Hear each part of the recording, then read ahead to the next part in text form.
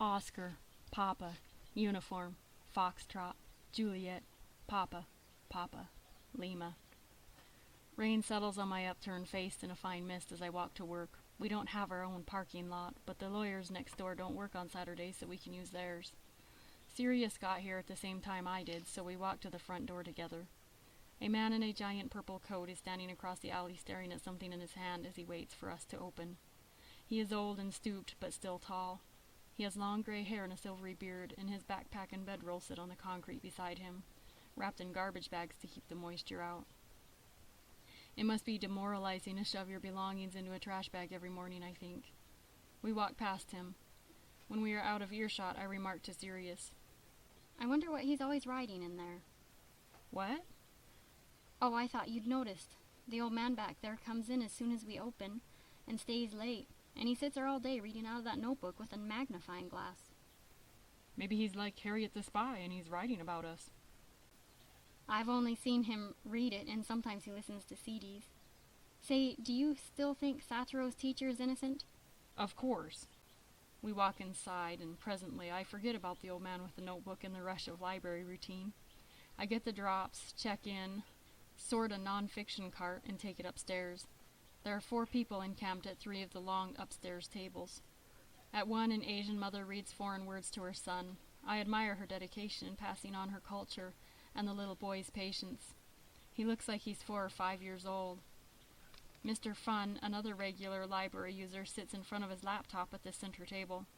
Books and papers surround him, along with a few plastic grocery bags full of food and other odds and ends. He's wearing a camel baseball cap, and the back of his shirt reads, Tonkin Gulf Yacht Club. The old man with the notebook is reading a library book with a magnifying glass. Now I feel a little guilty for telling Sirius that he only reads his own notebook. Is it still a lie if you think something is true at the time? I try to sidle by nonchalantly and see what he's reading, but I can't get close enough. I curse my poor eyesight and continue shelving. I'm halfway through, in 641.815, breads and pastries, when there is a commotion near the elevator. Something clatters to the floor, and a man shouts. I hurry toward the source of the sounds.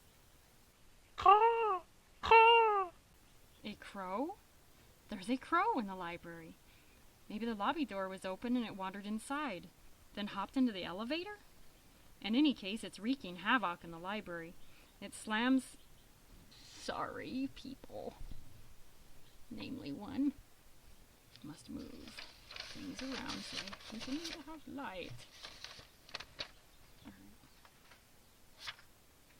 Against the inside of a window, then swoops into a shelf, scattering books and iridescent black feathers in all directions. I'm worried it is going to hurt itself. A crowd is gathered to watch. "Call animal control!" Mr. Fun cries. "I forgot my gun at home!" The little Asian boy is crying, clutching his mom's leg in fear. The man with the notebook waves his hand at Mr. Fun dismissively. He pulls a pen from a pocket of his coat and lowers himself into a chair, seemingly oblivious to the crow orbiting around the room. He holds his magnifying glass to his eye and begins to write in the notebook. He is unperturbed, even when the bird bumps into his arm. Then something changes. The crow reverses directions, doing a backflip in midair and landing on my shoulder. It sits there without ruffling a feather, completely tranquil. I freeze. The crow's feet feel like the tight grip of tiny, elderly hands. I take a tentative step toward the elevator. The bird doesn't move, but he makes kind of a purring sound. I press the button and listen to the elevator climb the shaft. It opens and I step inside. I descend to the lobby where I take slow, even steps to the outside door. I try not to jolt the bird. I've always thought of crows being stinky because they eat carrion. But this one smells like rain and outside air. Actually, it is really cool. Maybe I can keep it. But no, as soon as I open the door, he hops down from my shoulder, spreads his wings, and flies away. I hurry back to the second floor. I was waiting to go down on the elevator when it opens. Wasn't that incredible? I ask her. What? She gives me a blank look. Oh, didn't you see? I look beyond her shoulder. The books that fell are back on the shelves, and the library regulars are sitting at their customary places. The patrons are calm like nothing has happened. The notebook man pauses in his writing and looks up at me. I think he smiles for an instant. Then he writes something down and my mind goes blank. What was I saying? You said something incredible happened. I guess I forgot. Man, some days I wonder about myself. You? Oh, what's that on your shoulder? Ugh, gross. How am I going to clean this off? How did it even get there? Okay, Justin, I am done. I hope.